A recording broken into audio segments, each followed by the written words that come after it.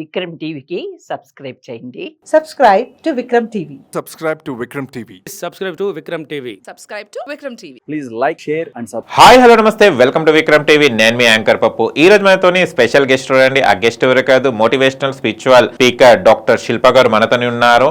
And చాలా వరకు మనకు కావాల్సింది మోటివేషనల్ కావాలి. ఎందుకంటే డిప్రెషన్ కానివ్వండి, ఎలాంటి థాట్స్ రాకున్నప్పుడు కూడా మనం మోటివేషనల్ గా వింటే మనకు కొంచెం ఎనర్జీ వస్తుంది. అండ్ మనకు ఒక వే దొరుకుతుంది. మన ఏదైతే ప్రాబ్లంలు ఉన్నామో కొన్ని ప్రాబ్లమ్స్ ఉన్నాయి. ఆయన చాలా మంది ఫీల్ అవుతున్న కొన్ని ఇన్సిడెంట్స్ కూడా ఆయన చూడడం జరిగింది. ఆ ఇన్సిడెంట్స్ మీద ఇప్పుడు మనం మేడం గారిని అడిగి తెలుసుకొని ప్రయత్నిద్దాం. నమస్తే మ్యామ్. నమస్కారం అండి. ఎలా ఉన్నారు? బాగున్నారండి, మీరు ఎలా ఉన్నారు? చాలా బాగున్నాను. ఓకే, చాలా మందికి మీరు మోటివేషనల్ ఇస్తుంటారు కదా, రకరకాలుగా పర్సన్స్ వస్తుంటారు, రకరకాల సమస్యలు. కానీ ఇప్పటి సమస్యలు ఏంటంటే చాలా మంది ఫ్యామిలీ అనేది ఉంటుంది. ఫ్యామిలీ అనేది కేవలం చెప్పుకోవడానికే ఉంది. ఇప్పుడు చూస్తే ప్రజెంట్ జనరేషన్ లో బ్రదర్స్ సిస్టర్స్, ఒకప్పుడు ఉమ్మడి కుటుంబాలు, ఉమ్మడి ప్రేమ, అందరు తాతయ్య అమ్మమ్మ నాయనమ్మ ఇవన్నీ ఉండేది. బట్ ఇప్పుడు మాత్రం సింగిల్ గా ఉండాలి, ఫ్యామిలీ వద్దు, సింగిల్ గా ఉంటేనే హ్యాపీగా ఉంటాం, ఫ్యామిలీలో ఉంటే గొడవలు స్టార్ట్ అవుతుంది.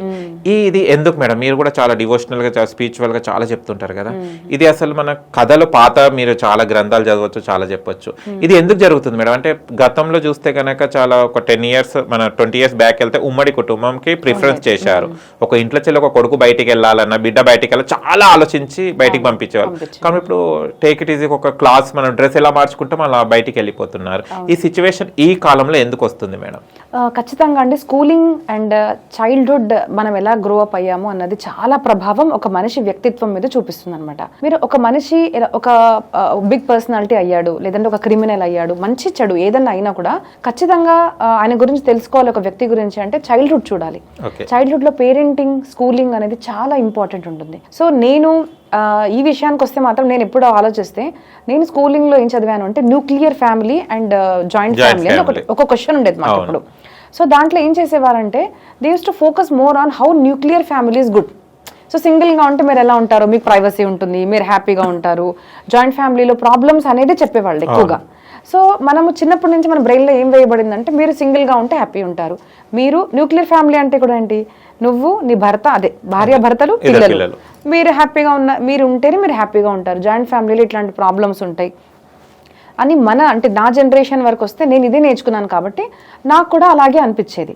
బట్ వేరే పర్సనల్ లైఫ్లో చూస్తే మాత్రం మాది చాలా పెద్ద కుటుంబం అనమాట. మేము 4 sisters 1 brother, పెద్ద ఫ్యామిలీ. మేము ప్రతి ఫెస్టివల్కి కూడా బాబాయ్ పిన్ని వాళ్ళ కాల్ చేయడము, ఇట్లా అంటే అందరితో కలిసిమెలిసి ఉండే అలవాటు మా అమ్మ నాన్న మాకు పెట్టారు. కాబట్టి మాకు అది నేను ఎప్పుడు ఆలోచించేదాన్ని, నేను ఇలా నేర్చుకున్నాను కానీ ఇలా హ్యాపీగా ఉన్నాం కదా మేమైతే. సో నాకు ఇప్పుడు ఇలాగా అనిపించేది అనమాట. Then I started understanding that perspective అనేది స్కూలింగ్లోనే మార్చేశారు. కాబట్టి ఆ భావన చిన్నప్పటి నుంచి వచ్చేసింది, నేను సింగిల్గా ఉంటే హ్యాపీగా ఉంటాను, నేను 10 మందితో ఉంటే నేను హ్యాపీగా ఉండలేను అని వాళ్ళ అవధారణ అలాగా అయిపోయింది. కాబట్టి దట్ ఈస్ హ్యాపెనింగ్ అని నేను భావిస్తాను. సో స్కూలింగ్ ఖచ్చితంగా ఎఫెక్ట్ ఉందండి. స్కూలింగ్ ఎఫెక్ట్ ఇది ఖచ్చితంగా. ఓకే, మళ్ళీ అప్పట్లో కూడా చదువుకున్నారు కదా మేడం వాళ్ళు, మళ్ళీ అప్పుడు ఎందుకు అది ప్రిఫరెన్స్ ఇవ్వలేదు? ఇప్పుడున్న జనరేషన్ చాలా వరకు మ్యారేజ్ కాగానే బయటికి వెళ్ళిపోవడం, మ్యారేజ్ కాగానే అబ్రాడ్ అని ఒక పేరు, అంటే మ్యారేజ్ అనే లింక్ పెట్టుకుంటున్నారు. మ్యారేజ్ అవ్వగానే తల్లిదండ్రులతో లేదు, జాబ్ అనేది ఇంకొకటి లింక్, జాబ్ మ్యారేజ్ అని బయటకు పడిపోతున్నారు. అన్ని ఊళ్ళలో పేరెంట్స్ ని చూసుకునే వాళ్ళు కూడా లేరు. వాళ్ళు ఏం అవుతున్నారు ఏంటిది, ఒక ఫోన్ కాల్స్. ఇప్పట్లో మనకు ఒక మొబైల్ అనేది వచ్చింది కదా, ఆ మొబైల్లో కూడా తిన్నావా చేసినావా అంతవరకే. కానీ ఎప్పుడైనా వాళ్ళు పండుగలకు రమ్మంటే కూడా వీఆర్ ఇన్ బిజీ షెడ్యూల్, మాకు లీవ్ దొరకలేదమ్మా, మాకు లీవ్ దొరకలేదు డాడీ అని చెప్పడమే వింటున్నాం. కానీ wear the love, wear the affection? వాళ్ళు పండుగ వస్తేనే కదా మనకు, పెద్దవాళ్ళకి ఎలా ఉంటుంది, పిల్లల్లో వెళ్తేనే వాళ్ళకి పండుగ, ఏం చేసినా తర్వాత విషయం. అలాంటి స్థితి ఉన్నది. మళ్ళీ ఎందుకు మేడం ఇది? దానికి కారణం యాక్చువల్లీ ఆన్సర్ మన అందరి దగ్గర ఉందండి. ఇప్పుడు మనం చేసే వేషధారణ కానివ్వండి, అంటే మన మేకప్, మన హెయిర్ స్టైల్, మన డ్రెస్సింగ్, మన సింపుల్ శారీ, మన సింపుల్ ఇయర్ రింగ్స్. ఒక ఆడపిల్లగా చెప్తున్నాను నేను, ఆ హీరోయిన్ ఇది వేసుకుంది అనగానే యూట్యూబ్లో, ఇన్స్టాగ్రామ్లో, మూవీస్లో వాళ్ళు ఇలా వేసుకున్నారు, నేను అలా ఉండాలి. ఆ హీరోయిన్ ఇలా వేసుకుంది, నేను ఇలా అవ్వాలి. ఆ హీరోయిన్ ఇలాంటి వ్యక్తిని ప్రేమించింది, ఇలా ప్రేమించింది, ఆ లవ్ స్టోరీ నాది కూడా ఇలాగే నడవాలి. So I can say Tollywood, Bollywood has lot of impact on all of us, మన అందరి మీద ఉంది. సో నా చిన్నప్పుడు నేను చూస్తే, చిన్నప్పుడు ఎలా ఉండేది మన మూవీస్ అంటేనే మీరు చూడండి అసలు అక్కడ ఎలా స్టార్ట్ అయ్యేదంటే, పెళ్లి తర్వాత లైఫ్ చూపించేవాళ్ళు. పెళ్లి తర్వాత లైఫ్, అత్త మామలు, చుట్టాలు, వాళ్ళతో ఉన్న ప్రాబ్లమ్స్, వాళ్ళు ఎలా డీల్ చేశారు, అప్పుడు ప్రాబ్లమ్స్ ఉన్నప్పటికీ కూడా ఒక హ్యాపీ ఫ్యామిలీగా ఎలా అయ్యారు అనేది మన బ్లాక్ అండ్ వైట్ మూవీసే కాకుండా కూడా మన రమ్యకృష్ణ, సౌందర్య ఇలాంటి వాళ్ళు ఉన్న మూవీస్లో కూడా ఒక ఫ్యామిలీ అనేది ఉండేది. ఇంపార్టెన్స్ టు అంటే దానికన్నా అంటే నేను పుట్టక ముందు కూడా నేను కనుక ఆలోచిస్తే జయసుధా గారి మూవీస్ కూడా నేను ఇట్లాంటివి చాలా ఇప్పుడు రీసెంట్లో చూశాను. పాత మూవీస్ ఏంటిది అంటే నేను సింగిల్గా ఉంటాను అంటే తన తర్వాత అర్థం చేసుకోవడము, అరే అసలు ఉమ్మడి కుటుంబంలో ఉన్న సుఖము సింగిల్గా ఉన్న దాంట్లో లేదు అన్నది మూవీస్లో బాగా చూపించేవాళ్ళు. ఇప్పుడు మూవీస్ ఎలా ఉన్నాయి చెప్పండి? ఇప్పుడు మూవీస్లో మ్యారేజ్ అన్న కాన్సెప్టే లేదు. ఇప్పుడు మూవీస్లో అఫైర్ అన్న కాన్సెప్ట్ బాగా ఉంది. ఇప్పుడున్న మూవీస్లో చీటింగ్ అన్న కాన్సెప్ట్ ఉంది. ఇప్పుడున్న మూవీస్లో డ్రింకింగ్, స్మోకింగ్, పార్టీ చేసే కాన్సెప్ట్ బాగా ఉంది. సో మనం ఏం చేస్తున్నామంటే మనం వాళ్ళని యాక్టర్స్ లాగా కాకుండా హీరో హీరోయిన్స్ అనుకుంటున్నాము. వాళ్ళు హీరో హీరోయిన్స్ కాదు. హీరో అంటే ఎవరండి? ఒక ఐడల్. మన ముందు మనం ఎవరిలాగా ఉండాలి అనుకుంటున్నామో అలాంటి వ్యక్తిమత్వాన్ని మనం హీరో అంటాము. బట్ ఇప్పుడు మనము ఎవరిని హీరోగా భావిస్తున్నాము? Sorry, I don't want name any hero, కానీ అది అల్లు అర్జున, అది ఇంకో హీరోనా, ప్రభాస, వీళ్ళు అన్నది కాదు. It is all depending upon the direction are the movie concept. ఎలా చూపిస్తున్నారు ఒక హీరో హీరోయిన్ అంటే మ్యారేజ్కి ముందే ఇవన్నీ చూపిస్తున్నారు. సో మనకు మ్యారేజ్ అన్న కాన్సెప్ట్ మూవీస్లో కూడా లేదు కదా, అక్కడ దాకా అసలు రావట్లేదు. ఒక ఫ్యామిలీకి వాల్యూ ఇచ్చేది కూడా లేదు కదా. సో మూవీస్లో ఏది చూస్తున్నారో మనం అదే చేస్తున్నాము. సో చాలా పేరెంటింగ్ అన్నది కానివ్వండి, స్కూలింగ్ అన్నది కానివ్వండి, ఒక డిజిటల్ మీడియా కానివ్వండి, మూవీస్ అన్న ఎఫెక్ట్ మనిషి మీద చాలా ఉంది. ఈ తప్పు మనము ఖచ్చితంగా అంటే నేనైతే భావించేది ఖచ్చితంగా మూవీస్ చూసి మనం ప్రభావితం అవుతున్నామో నేను అంటాను ఖచ్చితంగా మూవీస్తోనే. అంతే. ఓకే, అంటే మనకంటూ ఒకటి ఒపీనియన్ అనేది ఉండదా? మనకంటూ ఒక డెసిషన్ తీసుకునే లేదు కదండి. మనకు అంటే నేను చిన్నగా ఉన్నప్పుడు మా పేరెంట్స్ మాకు ఎప్పుడన్నా ప్రవచనాలు తీసుకెళ్లేవాళ్ళు. ప్రవచనాల్లో మేము విన్నది రామకృష్ణ కథ అన్నమాట. రాముడు పరివారం కూడా చూస్తే ఉమ్మడి కుటుంబం, చాలా పెద్ద కుటుంబం ఉండేది. ఆయన వనవాసానికి వెళ్ళిన తర్వాత కూడా శత్రుఘ్న, భరత ఇంట్లో ఉండు, అమ్మ నాన్నని చూసుకో, అమ్మ ఇలా చేసినా కూడా అమ్మని క్షమించడము, అమ్మని జాగ్రత్త చూసుకో, అమ్మని ఎవరు అవమానం చేయకుండా చూసుకో అని చెప్పిన మన రాముడు కథలు మేము విన్నాం చిన్నప్పుడు. ఇప్పుడు ఎవరండి ప్రవచనాలు వినేది? Even see the Krishna and Balarama, the both used to stay together. వాళ్ళిద్దరు కూడా తోడుగా ఉన్నారు. వాళ్ళు పెళ్ళైన తర్వాత కూడా వాళ్ళకు పిల్లలు, గ్రాండ్ చిల్డ్రన్ పుట్టిన తర్వాత కూడా ద్వారకలో ఏకత్ర పరివారంగా ఉన్నదే మనకు రామాయణ, మహాభారతాలు ఇవన్నీ చెప్తున్నారు.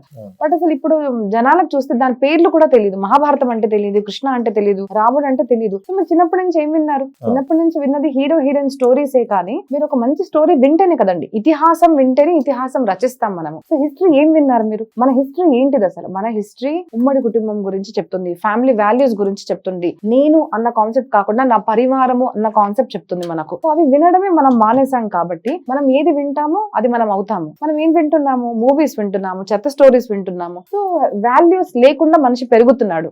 So that is the effect ఖచ్చితంగా. కానీ ఈ జనరేషన్ లో వాల్యూస్ అంటే ఒక పర్సన్ కి వాల్యూ లేకుండా డబ్బున్న వాళ్ళకి వాల్యూ ఇస్తున్నారు. అంటే గతంలో కూడా ఉండొచ్చు, బట్ అది తక్కువ. కానీ ఈ మధ్య కాలంలో డబ్బు అనేది ముఖ్యమైపోయింది.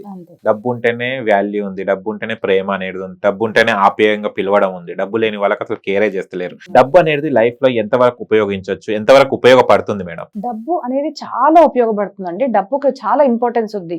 మహాభారతంలో చెప్తారన్నమాట, డబ్బు ఎంత ఉండాలి అంటే చాలా ఉండాలి. ఎప్పుడు కూడా మనకు ధర్మశాస్త్రాల్లో, సనాతన ధర్మంలో తక్కువ సంపాదించండి, పేదవారుగా ఉండదని ఎప్పుడు చెప్పలేదు, చాలా సంపాదించండి అనే చెప్పారు. బట్ చాలా మందికి తెలియని కాన్సెప్ట్ ఒకటి ఉంటుంది మన సనాతన ధర్మంలో. ఏం చెప్తారంటే ధర్మ, అర్థ, కామ, మోక్ష, ఈ సీక్వెన్స్ చెప్తారన్నమాట. అర్థ, కామ, మోక్ష, ధర్మ ఇలా చెప్పారు. ఫస్ట్ కమ్స్ ధర్మ అన్నమాట. సో ధర్మం అంటే ఏంటిది? డ్యూటీ. సో రైటియస్నెస్, మంచి బిహేవియర్ ఏదైతే ఉంటో రైటియస్నెస్ ని ధర్మ అంటారు. మోక్షము అంటే ఏంటిది? మన సనాతన ధర్మ శాస్త్రంలో మనిషి జీవితం ఎలా ఉండాలి, అంతేకాకుండా మృత్యు తర్వాత కూడా మనం ఎక్కడికి వెళ్ళాలి అన్నది ఆలోచించారు మన. సో ధర్మము, మోక్షము, మనం మృత్యు మంచిగా ఉండాలి, even after life, after death కూడా బాగా ఉండాలని ఆలోచించారు. సో ఈ రెండింటి మధ్యలో ఏం చేశారు అంటే కామము, అర్థము రెండు పెట్టారు. సో అర్థము అంటే డబ్బు. ఆ డబ్బు ఎలా ఉండాలి? చాలా సంపాదించండి, ఒక ఇల్లు కాదు 10 ఇల్లు కట్టుకోండి, ఏం ప్రాబ్లం లేదు. కామం అంటే చాలా మంది సెక్స్ అనుకుంటారు, కాదు. కామన అంటే కోరిక. ఒక యాంకర్ అవ్వాలి, నేను ఒక యాక్టర్ అవ్వాలి, నేను ఒక డాన్సర్ అవ్వాలి, నేను ఒక నా దేశాన్ని మంచిగా చేయాలి, ఒక లాయర్ అవ్వాలని, ఎనీథింగ్, ఎనీ డిజైర్. సో ఆ డిజైర్, ఒక డిజైర్ ఉందనుకోండి, ఆ డిజైర్ ఫుల్ఫిల్ చేయడానికి ఫస్ట్ మనకు మనీ కావాలి కదా. So money and Dzire. Money ఉంది కానీ డిజైర్ లేదు, మనం ఏం చేయలేం లైఫ్ లో. సో డిజైర్ ఉండాలి, అర్థం ఉండాలి. కానీ ఇక్కడ క్లాజ్ ఏంటిది అంటే మీరు ఎంత సంపాదించినా మీ ఏ కామన కూడా ఆల్వేస్ మీ మనసును మీరు అడగాలి. ఏంటిది అంటే ఇది ధర్మబద్ధంగా ఉందా, నేను ఒక డాక్టర్ని అవ్వాలనుకుంటున్నాను, సరే డాక్టర్ అయ్యాను, డబ్బులు సంపాదిస్తున్నాను, కానీ డబ్బులు ఏదైతే సంపాదిస్తున్నానో నేను 10 మందికి మంచి చేస్తున్నానా లేదా, రైటియస్నెస్ సమాజంలో, అది ఏ కమ్యూనిటీలో ఉండండి, ఏ దేశంలోనే ఉండండి, నా వల్ల 10 మందికి మంచి జరుగుతుందా లేదా అని మనం ఆలోచించాలి. అది ఇహలోకం, అంటే ఇక్కడున్న లోకం గురించి మనం ఆలోచిస్తాం. మోక్షము అంటే చనిపోయిన తర్వాత, ఇఫ్ ఐ డూ గుడ్ కర్మ విల్ కమ్ బ్యాక్. సో నేను చనిపోయిన తర్వాత నాకు అదే వస్తుంది కదా, నేను మంచి చేశాను అంటే నాకు మంచి వస్తుంది. సో నువ్వు మంచి చేస్తున్నావా లేదా, మంచి మార్గంలో డబ్బు సంపాదిస్తున్నావా లేదా, నీ కోరిక మంచిగా ఉందా లేదా, రైటియస్నెస్ కి అంటే ఇహలోకంలో పరలోకంలో నీకు మంచి చేస్తుందా లేదా అని ఆలోచించి నువ్వు ఎంతైనా డబ్బు సంపాదించు, నో ప్రాబ్లం. సో ఈ సీక్వెన్స్ అన్నది ఎవరికైతే తెలుసో, అది గురువుల దగ్గర నుంచి ఎప్పుడైతే మనం నేర్చుకుంటామో అప్పుడు ధర్మార్థ కామ మోక్షాల గురించి బాగా తెలిసిన వాళ్ళు చాలా డబ్బు సంపాదించాలి, డబ్బు ముఖ్యము, కానీ ధర్మము చాలా గొప్పది. ధర్మం అంటే ఏంటిది, రైటియస్నెస్, మంచి బిహేవియర్, ఒక మనిషి మనిషిగా ప్రవర్తించడం చాలా ముఖ్యమని మనకు చెప్తారన్నమాట. సరే ఎందుకండి ఏం పర్వాలేదు, everything is fair in love and war అంటారు కొంతమంది, మేము సంపాదించాము ఎవరికి తెలుస్తుంది, డబ్బుకి ఇంపార్టెన్స్ ఉంది, ఇవన్నీ అంటాం సరే, but think one thing, death is inevitable. మీరు ఏ కమ్యూనిటీ పుట్టారు, ఆడ మొగ చిన్న పెద్ద, భారతదేశీయుల, మీరు అమెరికన్సా యూరోపియన్సా, నథింగ్, మీరు తెల్లవాళ్ళ నల్లవాళ్ళ పొట్టివాళ్ళ లావువాళ్ళ, nothing will come. Death is inevitable to everyone, అదే మన అందరికీ తెలుసు, కామన్ అంతే. So think about death. ఆ డెత్ గురించి ఆలోచించి ఎప్పుడు కూడా మనం ఒక మాట ఆలోచించాలి, ఏంటిది అంటే నేను ఎంత సంపాదించినా ఒకరోజు నేను చనిపోతానని ఆలోచించు. సో చాలా మంది చూడండి, కోవిడ్ తర్వాత మనుషులు ధర్మానికి ఇంకా దగ్గర అవుతున్నట్టు మనం ఎందుకు చూస్తున్నాం అంటే, people have seen death closely. అదొక చూసాం, నేను ఇంత సంపాదించాను, పెళ్లి చేసుకున్నాను, పిల్లలు ఉన్నారు, అంతా ఉంది, కానీ ఏకంగా మొత్తం ఫ్యామిలీస్ చనిపోవడం వాళ్ళు చూశారు.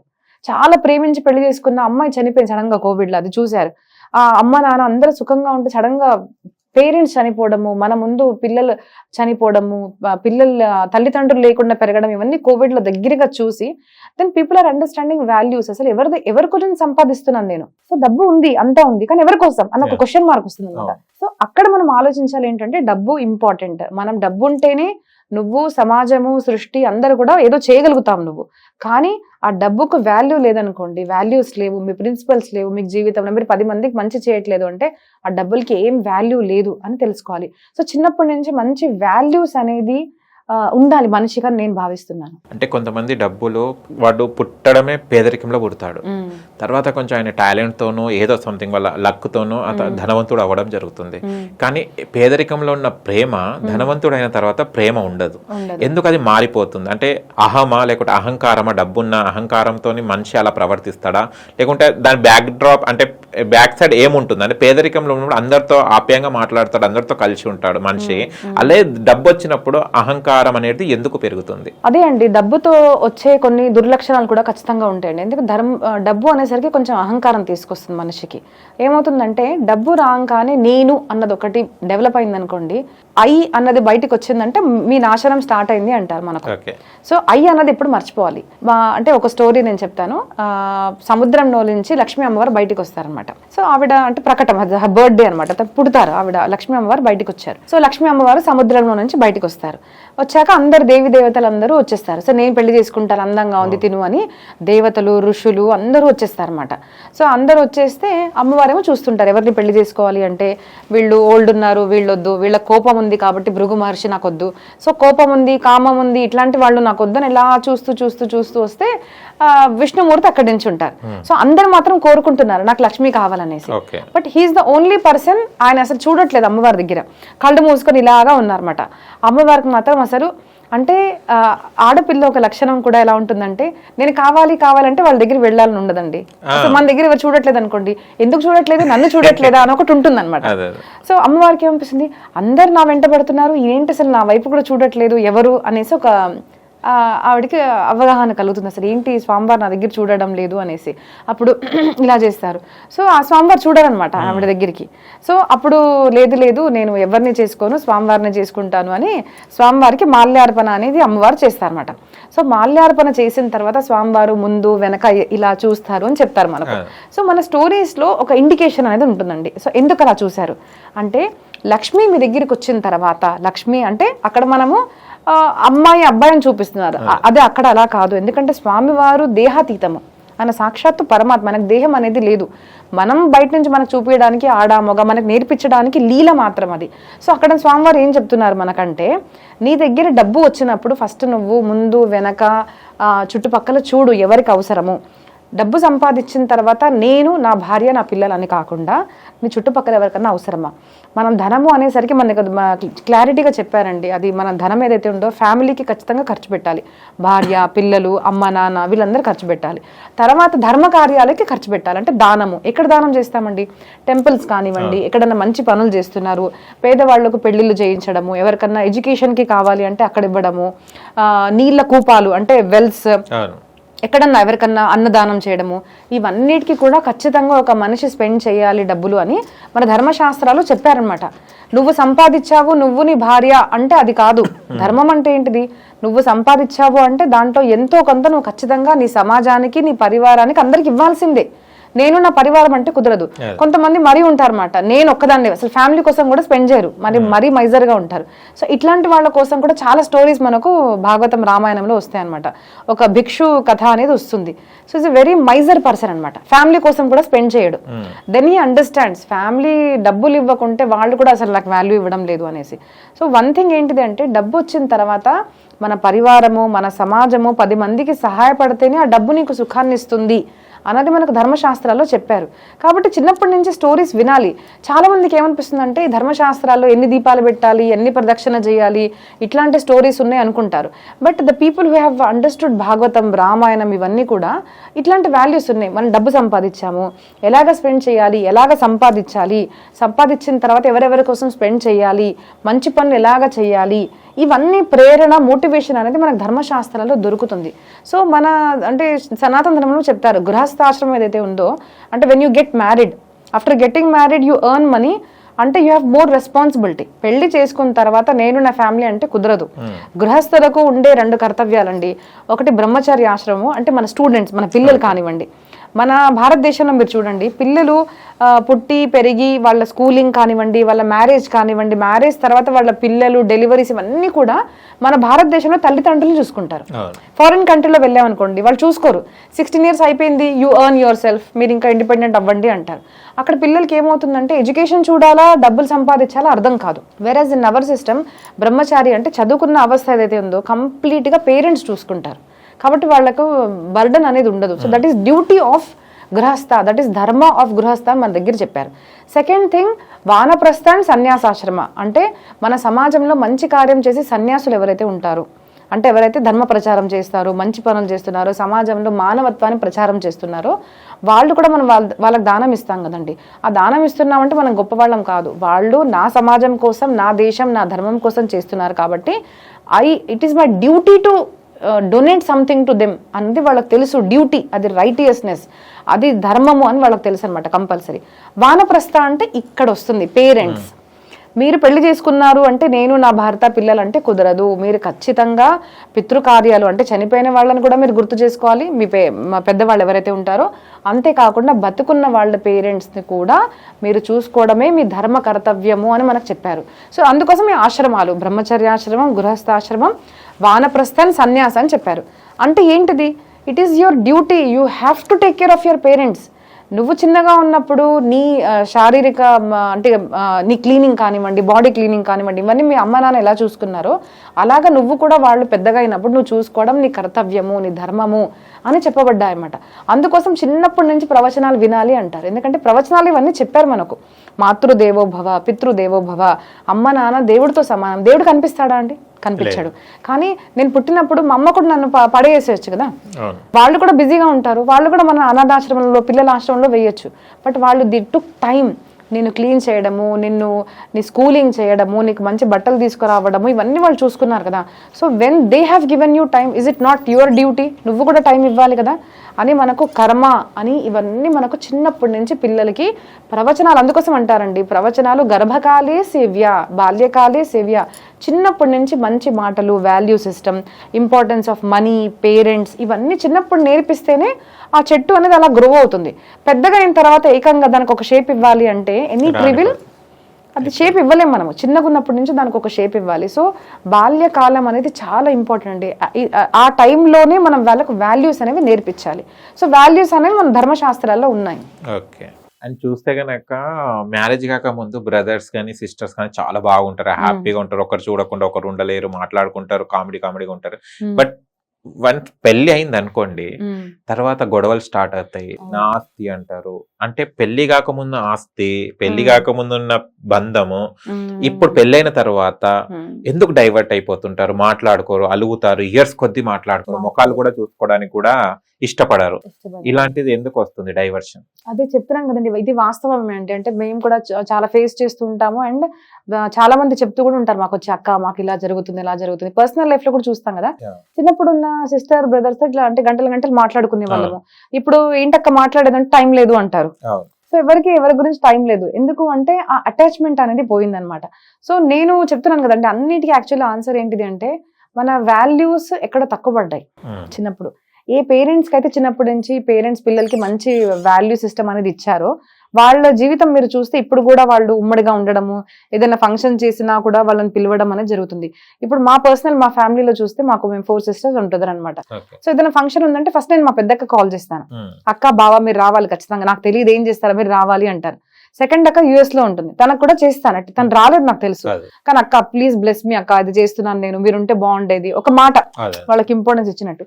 ఎందుకు అంటే మా అమ్మ నాన్న ఏం చేసేవారు చిన్నప్పుడు, ఏ ఫెస్టివల్ ఉన్నా కూడా అందరు బాబాయ్లే మాతో ఫోన్ చేయించేవాళ్ళు. నాన్న మాట్లాడు, నాన్న బాబాయ్ ఇదిగో మాట్లాడు, హ్యాపీ దివాళీ అని చెప్పు, నువ్వు నీ పుట్టినరోజు కదా మాట్లాడు, దీవెనలు తీసుకో నువ్వు అని మాతో ఫోన్ చేయించేవాళ్ళు. సో మాకు ఇప్పుడు ఎలా అలవాటైందంటే ఏ ఫెస్టివల్ ఉన్నా కూడా అమ్మ బాబాయ్ పిన్ని మామయ్య అక్కలు బావలు వీళ్ళందరికీ ఇప్పుడు కూడా ఏ ఫెస్టివల్ ఉన్నా ఫోన్ చేసి మేము మాట్లాడతాం. అలాగే కొంతమంది మా రిలేటివ్స్ లో మేము చూస్తాం అనమాట, వాళ్ళు అసలు మాట్లాడరు. ఎందుకంటే వాట్ ఐ బిలీవ్ ఇస్ ఖచ్చితంగా వాళ్ళ పేరెంట్స్ అని వాళ్ళకి నేర్పించలేదు. దట్ దట్ ఈస్ ఇంపార్టెంట్ నాన్న, నువ్వు దీవెనలు తీసుకో, వాళ్ళతో మాట్లాడు, హ్యాపీ దివాళీ అని చెప్పు నువ్వు. సో నేను అలా చేస్తున్నాను ఎందుకంటే మా పేరెంట్స్ నాకు అలా అలవాటు చేశారు కాబట్టి అనుకుంటాను. సో నేను అన్నిటికీ పేరెంటింగ్ అని చాలా ఇంపార్టెంట్ అని అనుకుంటానండి. మనం అందుకోసం తీరా చూస్తే కూడా ఇప్పుడు ఎవరైనా తప్పు చేశారనుకోండి, ఇంగ్లీష్ లో కూడా చూస్తే ఫక్ యువర్ మదర్ అంటారు, హిందీలో చూసారనుకోండి తెరి మాకి అంటారు, సారీ బట్ నేను నిజంగా చెప్తున్నాను, తెలుగులో అనుకోండి నీ అమ్మ అంటారు. ఎందుకంటే అమ్మని మాట్లాడుతున్నారా, ఎందుకు మనం అమ్మని బూత్ ఎందుకు పెడతాం అంటే, ఇప్పుడు మీరు చెడ్డ పని చేశారనుకోండి, సారీ చేశారు అంటే ఎవరికన్నారు అసలు ఈ మనిషిని ఏంట్రా ఇలా చేశాడు అంటారా? ఎందుకంటే మీరు పుట్టిన తర్వాత ఎలా అసలు ఎక్కడ బాత్రూమ్ పోయాలో మనకు తెలియదు, ఎలా మాట్లాడాలో తెలియదు.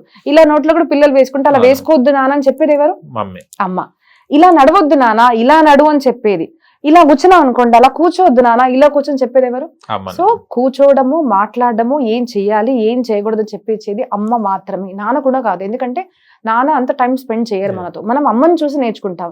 కాబట్టి మొదట మాతృదేవోభవ, మొదట పితృదేవోభవ రాలేదు, మాతృదేవోభవ. తల్లి అంత ఇంపార్టెన్స్ ఇస్తున్నాము అంటే తల్లికి అంత రెస్పాన్సిబిలిటీ కూడా ఉందండి.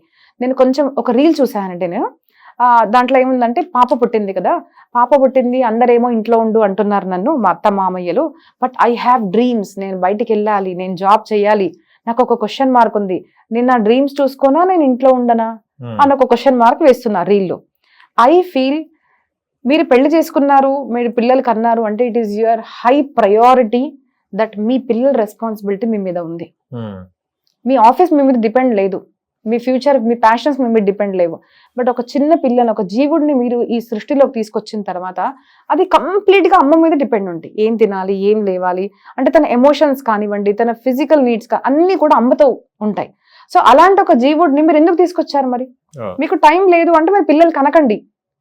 నేనైతే అట్లాంటి వాళ్ళని అప్రిషియేట్ చేశానండి. మాకు టైం లేదు, మా పిల్లలు వద్దు అంటే వెరీ గుడ్, నేను ముందు అనేదాన్ని కనాలి అని. బట్ మీకు టైం లేదు అంటే కనకండి. కానీ పిల్లల్ని ఆయాల దగ్గర వదిలేసి, ఎక్కడో వదిలేసి, మళ్ళీ పెద్దగా అయిన తర్వాత మా పిల్లలు ఇలా బిహేవ్ చేస్తున్నారు, క్రిమినల్స్ అయ్యారు అంటే మీరు ఎమోషనల్ అటాచ్మెంట్ ఎక్కడ అయ్యారు? మీరు చిన్నప్పుడు తల్లి దగ్గర తీసుకుంటేనే ఆ స్పర్శ అనేది తెలుస్తుంది. ఐఎమ్ నాట్ షూర్ ఎంతమందికి తెలుసో, కానీ చాలా మందికి పిల్లలకి గర్భంలోనే అమ్మ స్పర్శ తెలుస్తుంది. తల్లి కడుపుతూ ఉంటుంది కదండి, అప్పుడు మనం చేయబెట్టామనుకోండి, చేయబెడితే మామయ్య నాన్న ఎవరున్నా కూడా స్పర్శ బయట నుంచి కూడా తెలుసుకునే శక్తి ఆ బాల్యావస్థలో పిల్లలకు ఉంటుంది. మీకు మాట్లాడే టైం లేదు. పెద్దగా అయిన తర్వాత మీరు ఏం ఎక్స్పెక్ట్ చేస్తున్నారు? మా పిల్లల్ని మమ్మల్ని చూసుకోవట్లేదండి, అమెరికాకి వెళ్ళిపోయారు. నేను అట్లాంటి పేరెంట్స్ ఏమడుగుతారంటే మీరు మీ పిల్లలకి ఎంత టైం ఇచ్చారు, um, your busy in your Yes. Jobs, మీ ప్యాషన్స్ లో మీరు బిజీగా ఉన్నారు. So don't expect from kids. మీరు టైం ఇచ్చారు అంటే మీ పిల్లలు ఖచ్చితంగా రుణం ఉంచుకుంటారండి. మీరు నాకు మొన్న రీసెంట్గా ఒక ఆవిడ కలిశారు. ఆవిడ అన్నారు, నేను ఏం చేయాలి నాన్న, నేను పొద్దున 8 o'clock వెళ్ళిపోయేదాన్ని, నైట్ 8 o'clock వచ్చేదాన్ని, పిల్లలు బాక్స్ చేసి వెళ్ళిపోయేదాన్ని, పిల్లలు వెళ్ళిపోయేవారు, ఆటో పెట్టాను, వెళ్ళిపోయారు, వచ్చారు, సాయంత్రం వచ్చారు, చదువుకున్నారు, నేను వచ్చేసరికి 8 అయిపోయింది, వాళ్ళు చదువుకొని పడుకున్నారు. సో ఇలా పెంచిన తల్లికి ఆ పిల్లలతో అటాచ్మెంట్ ఎలా ఉంటుంది? ఉండదు. So it is not that Yes. మీరు కన్నారా అన్నది కాదు, మీరు వాళ్ళకి ఎమోషనల్లీ అవైలబుల్ ఉన్నారా, మీరు వాళ్ళని ఎలా పెంచారు, మీరు వాళ్ళకు చిన్నప్పటి నుంచి వాల్యూస్ నేర్పించారా? తల్లి తండ్రి కథలు ఇవన్నీ మనకి ఎక్కడి నుంచి వచ్చేవండి? అంటే మా జనరేషన్ మాకు అమ్మ అమ్మమ్మ వీళ్ళందరూ చెప్పేవాళ్ళు. నేనైతే చాలా మా అమ్మమ్మ ఒడిలో పెరిగాను నేను. సో మా అమ్మమ్మ ఇప్పుడు లేకున్నా కూడా నాకు ఆవిడ గుర్తొచ్చి నేను ఇప్పటికీ ఏడుస్తాను. She is not there, but I miss her. ఎందుకు? ఆవిడ Affection నాతో అంత టైం స్పెండ్ అవును. చేసింది. So when you spend time you are giving them love. ఆ అటాచ్మెంట్, ఆ బాండింగ్ అనేది మీరు ఇస్తున్నారు. కానీ మీకు టైం లేదు అన్నప్పుడు మీరు పెద్దగా అయిన తర్వాత కూడా ఎక్స్పెక్ట్ చేయకూడదని నేను అనుకుంటాను అలాంటి పేరెంట్స్ తో. సో గివ్ టైం అండి, give love and take love. Okay. So that is the formula కదా. కానీ ఇప్పటిదాకా మీరు అన్నారు మమ్మీ ఒడిలో ఉంటే కానీ Mm. అది స్పర్శ అనేది వేరే ఉంటది. ఇప్పటికి కూడా మనం ఎంత పెద్ద అయినా కూడా అమ్మ అమ్మనే. అంతే. మనం ఎక్కడ పడుకున్నా ఎవరితో ఉన్నా కూడా అది వేరే విషయం. కానీ అమ్మ ఒడిలో పడుకుంటే గనక ఒక రకంగా ధైర్యం, ఒక రకంగా స్పర్శ అనేది అంతే. ఎక్స్ప్లెయిన్ చేయలేనిది వస్తుంది. ఉంటుందండి ఇది ఏం ఖచ్చితంగా. మహిమ ఉంటదని నేను చాలా వరకు గమనించాను నేను. అంటే అమ్మ చేయి పెడితే కూడా మనం ఇట్లా ఒళ్ళో పడుకుంటే అట్లా పెడితే అదొక రకంగా మనం అంతే. ఉంటుంది. మీరు చెప్తుంటే నాకు రోమాంచం వస్తుందండి. ఇంత ప్రాబ్లం ఉన్నా, మనం ఇంత పెద్దగా అయినా, మనకు పిల్లలు పుట్టినా కూడా ఏమన్నా ఉన్నా కూడా అమ్మ అనగానే వెంటనే మనం హగ్ చేసుకుంటాం Yes. కదండి. ఆ హగ్ లో ఏముంటుంది చెప్పండి? ఏముంటుంది అంటే మనము ఆవిడ గర్భంలో 9 నెలలు ఉన్నాం కదండి. అవును. తండ్రి గర్భంలో లేం, మనము తల్లి గర్భంలో ఉన్నాము. అంటే మన జీవం పుట్టే ముందు నుంచి కూడా మనకు ఆవిడ స్పర్శ తెలుసు. అదే. సో దట్ ఆ పవర్ ఉంటుందండి, ఆ టచ్ లో ఆ పవర్ ఉంటుంది అనమాట. అందుకోసం ఎందుకంటే మనం ఎక్కడ పెరిగాము అంటే తన గర్భంలో చూసి పెరిగాము. Yes. తన బాడీని, తన శ్వాసను కూడా మనం ఫీల్ అయ్యాము చిన్నప్పటి నుంచి. కాబట్టి ఆ ప్రేమ, ఆ అనుబంధం అనేది చిన్నప్పటి నుంచి ఉంది కదండి. అందుకోసము అమ్మ అన్న పదం చూడండి, మనకు పెదాలు కూడా దగ్గర తీసుకొస్తుంది అనమాట. That is the power in mother's love. Mm. నాన్నని ప్రేమించుకున్నా పర్వాలేదు, కానీ నాన్న మీద ప్రేమ కూడా అమ్మ వల్లే వస్తుందండి. అదే. ఆ సంస్కారం కూడా ఖచ్చితంగా అమ్మే నేర్పిస్తుంది. సో అమ్మకంత మహాత్మ్యం ఉందండి. సో మన శాస్త్రాలు కూడా అందుకోసము సన్యాసిగా ఒకరు సన్యాసం తీసుకుంటారు కదండి. సన్యాసి అయిన తర్వాత ఎవ్వరికి నమస్కారం చేయరు, అందరూ వాళ్ళకు నమస్కారం చేయాలి. ఓకే. కానీ సన్యాసి అయినప్పటికీ కూడా ఒక్క తల్లికి మాత్రం నమస్కారం చేయమని చెప్తారు. అదే. That is the importance of mother. తల్లి కన్నా మించింది ఏది లేదు, మించింది పెద్దది ఏ ఏది దైవం కూడా అవును. లేదు. చూడు, సాక్షాత్తు దేవుడు కూడా, అంటే మన సనాతన ధర్మంలో చూస్తాం కదండి, ఆయన కూడా తల్లి కావాలి అని మన దగ్గర, మన భారతదేశంలో వచ్చి నడియాడి యశోదమ్మని తల్లిగా చేసుకున్నాడు కదండి, కౌశల్యాన్ని తల్లిగా చేసుకున్నాడు. అంటే తల్లి ప్రేమ కావాలి. తల్లి లేనిది అసలు ఏ జీవం కూడా రాలేదండి. మీరు అమ్మవారికి చూస్తే తల్లి లేదు, ఏ అమ్మవారు కూడా మదర్ ఉన్నది అన్నది మన యూజువల్ గా మనకు రాధ కానివ్వండి, సీత కానివ్వండి, మట్టిలో నుంచి వచ్చినట్టు, భూమిలోంచి వచ్చినట్టు, ఎందుకంటే ఆవిడే తల్లి స్వరూపం. అవును. కానీ పురుష రూపంలో ఉన్న దేవతలందరూ కూడా తల్లి గురించి వచ్చారు ఇక్కడ. ఉమ్. ఆ మాతృత్వము, ఆ ఆట పాట, ఎందుకంటే ఆ తల్లికి ఆ గౌరవము, ఆ భావము అనేది మనకుంది. అదే కదండి మన కథారూపంలో అదే చెప్తారు. అందుకోసం మొదట నేను ప్రవచనం కూడా ప్రారంభం చేసేటప్పుడు మాతృదేవో భవ అనేది చెప్తాను. Because mother has immense effect on any persons life. చాలా ఉంటుందండి ఎఫెక్ట్. ఓకే. ఎందుకంటే చిన్నప్పుడు కూడా పిల్లలు మమ్మీ దగ్గర పడుకుంటా, ఇవాళ నేను డాడీ దగ్గర రేపు పడుకుంటా అని కొంచెం వేసుకుంటుంటారు. అన్నదమ్ములు అంతే, గొడవ అంతే. కూడా చాలా పడుతుంటారు. అవునండి. కానీ డాడీ కన్నా ఎక్కువ అమ్మ దగ్గరనే పడుకోవాలని చాలా గొడవలు కూడా చేస్తుంటారు చిన్న పిల్లలు, చూస్తుంటారు కదా. ఇది చాలా ఎఫెక్టెడ్ గా ఉంటాయి నిజంగా చిన్న. కానీ అలాంటి వాళ్ళు పెద్దగా అయిన తర్వాత టక్కున మారిపోతారు. అదే అండి వాల్యూస్. నేను చెప్తున్నాను కదండి, స్కూలింగ్ అనేది చాలా మారిపోయిందండి. Schooling has become really bad. నేను ఒకటే అంటానండి, మీరు ఏ కమ్యూనిటీ, జాతి ఇవన్నీ వదిలేసి మనిషి ఫస్ట్ ఇంపార్టెన్స్ దేని మీద చేయాలి అంటే స్కూల్లో ఫస్ట్ పిల్లలకి వాల్యూస్ నేర్పించండి. నేను ఏమంటానంటే, ఒక దొంగ ఉన్నాడు అనుకోండి, వాడు దొంగతనం చేస్తాడు. దొంగతనం అంటే తప్పుడు పని, వాడికి తెలుసు. ఈజీగా ఎవరో ఇంటికి వెళ్ళాడు, దొంగతనం చేశాడు, 1 లక్ష రూపాయలు దొరికింది. ఆ 1 లక్ష రూపాయలు దొరికిన తర్వాత 2 దొంగలు దొంగతనం చేస్తే ఏమంటాడు, ఒరే న్యాయంగా తీసుకుందాం రా, ఇద్దరం మనం సరి సరమానం తీసుకుందాం అంటే వాడికి న్యాయం కావాలి. కానీ వాడు వేరే వాళ్ళతో అన్యాయం చేస్తున్నాడు. సో ఎందుకు అలా చేస్తున్నాడు? చిన్నప్పటి నుంచి వాల్యూస్ లేవు. నువ్వు న్యాయం కోరుకుంటున్నావు నీతో, నువ్వు వేరే వాళ్ళకి అన్యాయం చేస్తే నీకు ఎట్లా న్యాయం జరుగుతుంది? అంతే కదండి. సో నేను కోవిడ్ లో యాక్చువల్లీ మనం అందరం కోవిడ్ లో చాలా మనం ఫోన్స్ బాగా చూసాం కదండి. ఫోన్ లో నేను ఫారెన్ కంట్రీవి కూడా ఐ థింక్ నాకు ఛానల్ పేరు గుర్తు రావట్లేదు, ఇంగ్లీష్ లో ఉన్న చాలా వీడియోస్ కూడా చూసాను. ఎందుకంటే మా అమ్మ నాన్న అనేవాళ్ళు ఫారెన్ కంట్రీలో దొంగదానాలు ఉండవు, అక్కడ పూర్ పీపుల్ ఉండరు, అక్కడ బెగ్గరీ లేదు అన్నారు. బట్ నేను అవన్నీ చూసిన తర్వాత నాకు అర్థమైంది అక్కడ కూడా బెగ్గరీ అనేది ఉంది, అక్కడ కూడా వైఫ్ చీటింగ్, హస్బెండ్ చీటింగ్ అనేవి ఇట్లా చిన్న చిన్న షార్ట్ ఫిల్మ్స్ ఉంటాయి కదండి. దాంట్లో in every culture they have shown, no matter what culture you belong to, కానీ చూపించారన్నమాట. మీరు చీటింగ్ చేశారు, do you think it will not come back? మీరు ఒకరిని చీట్ చేశారు అంటే ఖచ్చితంగా you will be cheated by someone. ఇట్లాంటి చాలా స్టోరీస్ మన మోరల్ వాల్యూ స్టోరీస్ తోని చూపిస్తారు అనమాట. సో మనం ఏది చేస్తామో అది మీ దగ్గర ఖచ్చితంగా వస్తుంది. న్యూటన్స్ లా మనం సైన్స్ కనుక చెప్తే what ever every action has equal and opposite reaction. అదే మనకు ధర్మశాస్త్రాల్లో చెప్తారు. నువ్వు 10 మందికి మంచి చెయ్యి, మంచి జరుగుతుంది. ఈకో ఉంటుంది కదండి, మనం ఎక్కడైనా వెళ్తే పెద్ద పెద్ద కొండలు ఉంటాయి, అందరికి మంచి జరగాలి అనగానే అందరికి మంచి జరగాలి, అందరికి మంచి జరగాలి, అందరికి ఇలా వస్తుంది సౌండ్. ఒరే నాశనమే అయిపోరా అని అంటే ఏమొస్తుంది? దట్ ఈస్ వాట్ కర్మ. నేను మీ గురించి అడుగు అనుకుంటే ఏదో రూపంలో ఆ చెడు నా దగ్గరికి వస్తుంది. మీరు 10 మందిని ప్రేమించండి, మీరు ఒక మంచి ప్రేమించకపోవచ్చు, కానీ ఆ ప్రేమ మీకు ఖచ్చితంగా ఎక్కడో దొరుకుతుంది. So always do good to every one. ఈ వాల్యూస్ చిన్నప్పటి నుంచి స్కూలింగ్ లో ఇంట్రొడ్యూస్ చేయాలి. స్కూలింగ్ లోనే ఇంట్రొడ్యూస్ చేయడం చాలా ఇంపార్టెంట్. చాలా మంది ధర్మశాస్త్రాలు నేర్పించి, ఇప్పుడు నేను స్కూల్లో కూడా చెప్పాలి అనుకుంటే లేదక్క స్కూల్స్ లో ఇవన్నీ చెప్పకూడదు అంటారు భగవద్గీత. సో నేనంటాను భగవద్గీత ఒకసారి మీరు వినండి, ఒకసారి మొత్తం వరల్డ్ వినాలి. భగవద్గీతలో ఏముంది? భగవద్గీతలో మనిషిగా ప్రవర్తించే వాల్యూస్ ఉన్నాయండి. ఇప్పుడు మనం డైట్ చేయాలి, హెల్తీగా ఉండాలంటే డైట్ చేస్తాం కదా, దాంట్లో మనకు ఏం చెప్పారంటే బ్యాలెన్స్ యుక్తాహార విహారస్య అని చెప్పారు. సో ఎంత తినాలి? తక్కువ తినమని చెప్పలేదు, ఎక్కువ తినమని చెప్పలేదు. బ్యాలెన్స్ డయట్ గురించి మనకు భగవద్గీతలో చెప్పారు. So what you are hearing from a dietician is said in Bhagavad Gita, have a balance diet. ఇంకో క్వశ్చన్ ఎలా వస్తుందంటే చంచలం హి మన కృష్ణ ప్రమాథి బలవద్ దృఢం తస్యాహం నిగ్రహం అని వాయోరివ సుదుష్కరం. Oh my God Krishna, I'm not able to control my mind. అసలు నాకు ఫోకస్ ఉండట్లేదు, నేను ఇలా చేయలేకపోతున్నా. మన అందరి ప్రాబ్లం కదండి, చేయలేకపోతున్నా. కృష్ణ ఏం చెప్పారు? అభ్యాసేనతో కౌంతయ్య, ప్రాక్టీస్ ఇట్. ఏకంగా ఏ పని చేస్తున్నా కూడా వెంటనే ఇట్లా చేశాను వచ్చేసిందంటే ఎవరికి కాదు. You have to repeat it until you get it. కొంతమంది 10 times చేస్తే రావచ్చు, కొంతమంది 20 times చేస్తే రావచ్చు, కొంతమందికి మేబీ 100 times చేస్తే రావచ్చు. But you have to keep on doing it. అభ్యాసం చేస్తే నీ మనసు కూడా నీ కంట్రోల్లో ఉంటుంది. ఈజీగా నా మనసు నా కంట్రోల్లో ఉండాలంటే ఉండదు. Anything you have to practice it. So ఇట్లాంటి సూక్తాలన్నీ మనకు భగవద్గీతలో వాల్యూస్, ఫ్యామిలీ సిస్టమ్ వాల్యూస్, అమ్మని ప్రేమించండి. రాముడు కథలో ఏముందండి? ఆ 4 తమ్ముళ్ళు గొడవ, రాముడు ఏం చేశాడు? నా ప్రాపర్టీని గొడవపడ్డా? అమ్మ రేపు రాజు అయిపోతున్న రోజు నువ్వు వనవాసానికి వెళ్ళిపో అంటే హీ లెఫ్ట్ ఇట్. ఎందుకోసం అండి? అమ్మ నాన్న కోసం. అంత వాల్యూ అమ్మ నాన్నకి ఇచ్చారు. నన్ను కన్ని పెంచారు కదా, వాళ్ళకి అంత అధికారం లేదా నా మీద అన్నది. ఇప్పుడు ఎందుకు అమ్మ అలా చేస్తున్నా? నా ప్రాపర్టీ నా పేరు మీద రాయవా?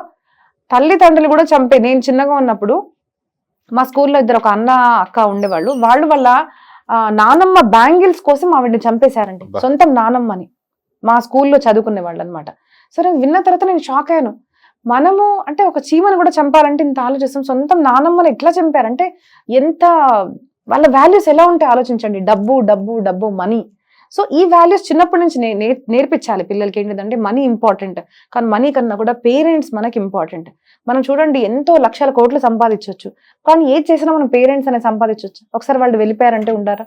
ఫ్యామిలీ అనేది వస్తుందా? లేదండి. మనం ఫ్రెండ్స్ ఉండొచ్చు, డబ్బు ఉండొచ్చు, పెద్ద ఏదన్నా ఉండొచ్చు, మనకు ఒక పదవి రావచ్చు, ఏదన్నా రావచ్చు, కానీ పేరెంట్స్ ఫ్యామిలీ అన్నది మాత్రం మనకు దేవుడు ఏదైతే ఇచ్చారో దాన్ని you have to give your effort అనమాట. దాన్ని ప్రయత్నించాలి మంచిగా చేయడానికి. వాడు గొడవపడితే నేను గొడవపడతానంటే ఎలాగా? నువ్వు క్షమించు ఒకసారి. ఆ క్షమాపణ, ఆ కంపాజన్, ఆ మర్సీ రాముడిలో ఇవన్నీ మనం చూస్తాం కదండి. సో రామాయణ భారతాల నుంచి మనం ఇవే నేర్చుకోవాలన్నమాట. ఫ్యామిలీ వాల్యూస్ ఉన్నాయి దాంట్లో. సమాజంలో కూడా ఎవరైనా చెడు చేస్తే దాన్ని ఎలా డీల్ చేయాలి. సొంతం కృష్ణుడు అత్త కొడుకు ఎన్నో సార్లు తన్ని అంటే సభలోని అందరి ముందు దాన్ని అవమానం చేస్తాడనమాట. But I forgive him so many times. So ఇట్లాంటి వాల్యూస్ మనకు పురాణాల్లో ఉన్నాయి. నేను అందుకోసం అంటాను స్కూల్లో ఇవన్నీ చెప్పండి పిల్లలకి. మనం అందరికీ చెప్పొచ్చు. దీంట్లో ఏది కూడా మతం గురించి ఉండదు, దాంట్లో ప్రేమ గురించి మాత్రమే ఉంది. ప్రేమ, compassion, loving everyone, protecting everyone, respecting a women.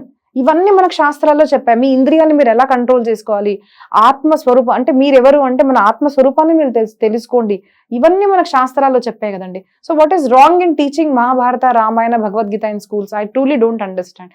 But I highly recommend మీరు ఇవి స్కూల్స్ లో చెప్పండి పిల్లలకి. వాల్యూస్ ఉన్నాయి దీంట్లో, మన ఋషిములు చెప్పిన వాల్యూస్ అన్నమాట. సో వాల్యూస్ మీరు ఎంత నేర్పిస్తే అంత మనకు ఫ్యామిలీ అటాచ్మెంట్, దేశం ప్రతి అటాచ్మెంట్, అంతే కదండి. ఇప్పుడు కొంతమందికి దేశం అంటే మట్టి, కానీ కొంతమంది దానికోసం ప్రాణం కూడా ఇస్తారు. ఎందుకు? నా తల్లి అంటారు. సో ఆ సంస్కారం ఎక్కడి నుంచి వస్తుంది? చిన్నప్పటి నుంచి వస్తుంది. That is important. ఓకే. కొంతమందికి చాలా ఈగో అనేది బై బర్త్ నుంచి ఉంటుంది. అసలు ఈగో అంటేనే వాళ్ళంటేనే ఈగో అన్నట్టు ఉంటుంటారు. ఎవరిది వినరు, వాళ్ళదే అని అంటుంటారు, పై చేయని అంటుంటారు.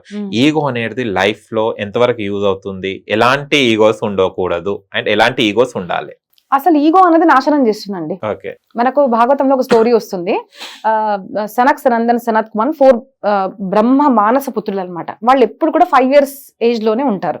సో వాళ్ళు ఒకసారి స్వామివారి దర్శనం చేసుకుందాము అని వైకుంఠానికి వెళ్తారు. సో వైకుంఠంలో 7 ద్వారాలు ఉంటాయి, అంటే 7 doors ఉంటాయి. సో ఒక్కొక్క డోర్ క్రాస్ చేసుకుంటూ వెళ్ళిపోతారు అనమాట. అన్ని డోర్స్ క్రాస్ చేసుకుని వెళ్ళిపోతే ఒక డోర్ దగ్గర వాళ్ళని ఆపేస్తారు. ఎవరు? జయ, విజయ అని 2 దూతులు ఆపేస్తారు అనమాట. అప్పుడు అక్కడ ఏం చెప్తారు మనకంటే, కామము జయించడం ప్రాక్టీస్ చేస్తూ కామ, క్రోధ, లోభ, మోహ, మద ఇవన్నీ క్రాస్ చేసుకొని రావచ్చు మీరు, కానీ లాస్ట్ డోర్ ఇస్ అహంకారము, నేను అన్నది. అక్కడ వాళ్ళని ఆపేయంగానే వాళ్ళు ఏమంటారు అంటే, మీరు వైకుంఠంలో స్వామివారి దగ్గరుండి మీరు బట్టలేంటి ఇలా వేసుకున్నారు? ఎందుకంటే వాళ్ళు చిన్నపిల్లలు లాగా ఉంటారు, అవధూతల వేషంలో ఉంటారు, అంటే మామూలు వస్త్రాలు వేసుకొని చిన్న వస్త్రాలు ధరించి ఇలా ఉంటే మీరేంటి ఇక్కడికి వచ్చారో, మీరు వెళ్ళిపోండి ఇక్కడి నుంచి అంటారన్నమాట. సో అక్కడికి వచ్చిన తర్వాత కూడా దేహాన్ని చూసి, బట్టల్ని చూసి నువ్వు ఇంపార్టెన్స్ ఇస్తావు ఒక మనిషికి? ఇదేనా నువ్వు స్వామివారి దూతుడు? అసలు దూతుడుగా ఉండే నీ అంటే నీ లక్షణం ఇలా ఉండాలా? లేదు, నువ్వు ఒక అసురుడుగా మారతావు అని వాళ్ళిద్దరిని శపించారన్నమాట. ఎందుకు అలాగా అంటే, when you are devotee of God, మనకి ఏం నేర్పిస్తున్నారు అంటే అహంకారం అనేది ఉండకూడదు. అహంకారం వచ్చిందంటే నువ్వు అసురుడివే, నువ్వు ఎవరికి పుట్టావో అన్నది కాదు. నీలో అహంకారం ఉంది, నేను అని వచ్చింది అనుకోండి, అక్కడ అట్లాంటి వాళ్ళు సెల్ఫ్ సెంట్రిక్ ఉంటారన్నమాట. నా వైఫ్, నా అమ్మ, నా పిల్లలు, నా దేశం, ఇంకేముండదు వాళ్ళకు. నాకేం కావాలన్నది ఉంటుంది. మన పురాణాల్లో కూడా చూస్తే అట్లాంటి వాళ్ళని అసురులు అన్నారు. ఫర్ ఎగ్జాంపుల్ రావణ మనం చూసామనుకోండి, రావణ వాజ్ సన్ ఆఫ్ విశ్రవ ముని, అంటే ఒక ఋషికి కొడుకు, 3 పిల్లలు వాళ్లకు. ఆ తల్లి రాక్షసి, కానీ ఆయనలో ఎంత అహంకారం అంటే నేను చెప్పింది జరగాలి. ఆయన సీతమ్మంత తల్లిని తీసుకెళ్ళినప్పుడు సొంతం భార్య చెప్తుందనమాట, మా భార్య తప్పు చేస్తున్నారండి మీరు అంటే వినడు, నేను చెప్పింది నిజం. తమ్ముడు చెప్తాడు, మామయ్య చెప్తాడు, ఇంతమంది చెప్పినా కూడా వాడు వినడు. ఎందుకు అంటే ఫైనల్లీ ఏమైంది? హి వాజ్ బీయింగ్ కిల్డ్. అదే ఆయన మాట విన్నారనుకోండి, శత్రువు కూడా, రాముడు కూడా ఆయన వచ్చేసి ఏకంగా చంపేశారు అన్నది జరగలేదు. చాలా మందికి తెలియంది, మొదటి రోజు రావణ యుద్ధం జరుగుతుంది, అప్పుడు రావణాసురుడు ఓడిపోతారనమాట. రాముడు కుడ్ హ్యావ్ కిల్డ్ హిమ్, కానీ చంపలేదు. అక్కడ ఏమంటారు అంటే, రావణ తప్పు చేస్తున్నావు తెలుసుకో, ఎప్పటికీ కూడా తప్పు చేశాను, క్షమాపణ అడిగి సీతమ్మ తల్లిని నువ్వు రిటర్న్ చేసేసే, నేను వదిలేసి వెళ్ళిపోతా అంటారు నీ రాజ్యాన్ని. ఆయన వినడు. ఎందుకు? ఈగో. ఒక మనిషికి ఈగో ఎలాంటిది అంటే కళ్ళు కప్పేస్తుంది అనమాట. మంచి కనిపించదు, చెడు కనిపించదు, నేను అన్న భావన వస్తుంది. సో ఏ రకమైన ఈగో వచ్చింది అనుకోండి, నేను అంటే ఏంటిది? ఆ డబ్బు కానివ్వండి, నీ హోదా కానివ్వండి, దేని గురించి నేను అని వచ్చిందంటే వాళ్ళకి ఏది కనిపించదు. ఈగో ఆల్వేస్ ఈజ్ హార్మ్ఫుల్, చెడే చేస్తుంది. ఈగో ఉండకూడదు.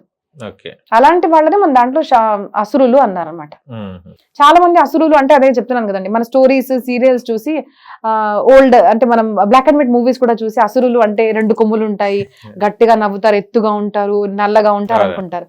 బట్ అవన్నీ జస్ట్ క్యారెక్టరిస్టిక్స్ అనమాట. అంటే ఒక కలర్ లో చూపించాలి అంటే నల్లగా ఉన్నది అసురుడు, అంటే కలర్ లో చూపించడం. సో డిఫరెంట్ పోర్ట్రే చేశారు. కానీ మన పురాణాల్లో కనుక చూస్తే మనము చూడండి, కృష్ణుడు అత్త కొడుకే శిశుపాలుడు, హీ వాజ్ అ దైత్య. ఎందుకన్నా అసురుడు ఎందుకన్నాడు? కృష్ణుడు గనక క్షత్రియుడు అయితే తన అత్త కొడుకుని కూడా క్షత్రియ అనొచ్చు కదా, ఎందుకు అనలేదు? ఎందుకు అసురుడు అన్నాడు? Because of your qualities. మీరు ఎవరికి పుట్టారు అన్నది కాదు, మీలో అహంకారం వచ్చింది, కామం, క్రోధం, లోభం, ఇతరులకు చెడు చేయాలన్న భావన వచ్చిందంటే దెన్ యువర్ అసుర. అది మనకు చెప్తున్నారు అనమాట. సో ఈగో అన్నది ఆల్వేస్ ఈజ్ హార్మ్ఫుల్, మీ జీవితాన్ని మొత్తం నాశనం చేస్తుంది అన్నదే మన పురాణాల్లో ఎన్నో కథలు వస్తాయి. కొంతమంది ఒకటి దేన్నైనా వర్క్ చేయాలని ప్రయత్నిస్తుంటారు, కానీ అది వాళ్ళకి నెరవేరదు. నెరవేరిన జీవితం ఇంతే, ఇక నేను నా లైఫ్ ఇంతే అని వాళ్ళ ఎమోషనల్ గా ఫీల్ అయ్యి డౌన్ అయిపోతుంటారు. అసలు జీవితంలో వాళ్ళకి ఇక ఎదిగే ఛాన్సెస్ ఉండవా? ఎందుకు వాళ్ళు డిప్రెషన్కి వెళ్ళేసి డౌన్ అయిపోతుంటారు మేడం? చాలా వరకు ఇప్పట్లో చూస్తే గనక అంటే వాళ్ళు ఆలోచన విధానం తప్ప, లేకుంటే అది ఎందుకు సక్సెస్ కాలేకపోతుంటారు? మనం ఏది చేయాలన్నా కూడా మన ఆలోచన చాలా ఇంపార్టెంట్ అండి. ఇప్పుడు ఒక డాక్టర్ అవ్వాలనుకుంటున్నాను, ఒక యాక్టర్, ఒక మోడల్, ఏదన్నా అనుకోండి. ఎక్కడ అనుకున్నాం మనం? ఫస్ట్ మైండ్ లో వచ్చిన తర్వాత నువ్వు అలా అవ్వగలుగుతావు. సో మనకు ఒక విజన్ ఉండాలి. నేను ఇది అవ్వాలి అనుకుంటున్నాను, అంతతో పోదనమాట. First thing is goal setting, నేను ఇలా అవ్వాలనుకుంటున్నాను. సెకండ్ థింగ్, దానికోసం వచ్చేది ప్రయత్నం ఎవరు చేస్తారు? వేరే వాళ్ళు ప్రయత్నం చేస్తే కాదు, నీ గురించి నువ్వు ప్రయత్నం చేయాలి. Third thing will come confidence. ఎక్కడ మనకు పోతుందంటే, ప్రాబ్లమ్స్ రాగానే మనిషి వణికిపోతాడు, భయపడిపోతాడు. ఎందుకు అంటే, నేను అగైన్ చెప్తున్నాను కదండి, స్కూల్లో ఏం నేర్చుకున్నాం మనము? ఇంగ్లీష్, సైన్స్, అంటే లాంగ్వేజెస్ నేర్చుకున్నాము. సైన్స్, మ్యాథ్స్, సోషల్ ఇవి నేర్చుకున్నారు. అవి కూడా ఎంత మనకి ఇప్పుడు ఎడ్యుకేషన్ లో అంటే మన లైఫ్ లో పనికి వస్తుందని నాకు తెలియదు. ఆ సైన్స్ పనికి రాదు, ఆ జాగ్రఫీ పనికి రాదు, ఏం పనికి రాదు. ఎక్కడ పనికి వస్తుందంటే ఇంత సంపాదిస్తున్నాం, డిగ్రీ వచ్చింది. But what about motivation, confidence, life లో ఉన్న ప్రాబ్లమ్స్, ఫ్యామిలీ ప్రాబ్లమ్స్, ఇవన్నీ ఎక్కడ మనకు హెల్ప్ అవుతాయి అంటే మోరల్ వాల్యూస్. అంటే చిన్నప్పటి నుంచి మోరల్ వాల్యూస్ అనేవి నేర్చుకోవాలి మనము.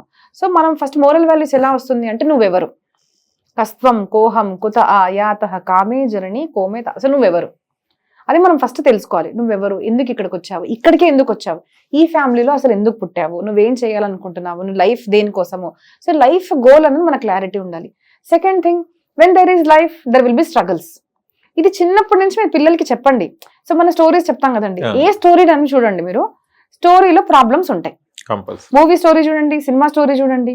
సో మనము ఏం చెప్పాలి చిన్నపిల్లల నుంచి అంటే, స్టోరీస్ చెప్పాక నాన్న ప్రాబ్లమ్స్ వస్తాయి, నువ్వు ఎంత పులి కావచ్చు, కానీ ఒక అసురుడు అనేవాడు వస్తాడు, ఒక చెడు శక్తి అనేది ఖచ్చితంగా ఉంటుంది, నీకు ఆబ్స్టకల్స్ వస్తాయి, you have to cross them.